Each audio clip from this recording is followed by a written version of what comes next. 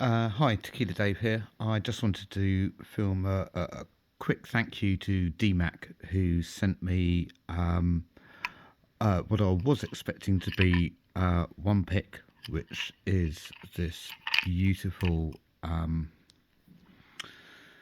Tipene designed Lawlock tools in a purple heart wood.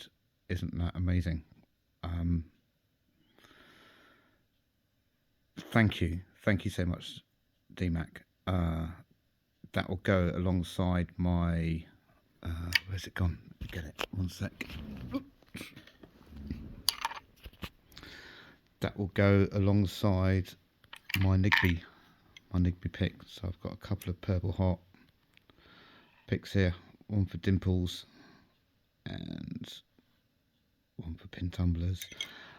What he also included, which I didn't realise, was this lovely little dual pick. Oak on one side, walnut on the other. You've got my favourite scimitar on one side, and one looks very close to being an SS pointy dev on the other side, which is my other go-to pick. So again, thank you so much, Dmac. Means a real lot. I hope you enjoy the padlocks I send you. Cheers, mate. Bye.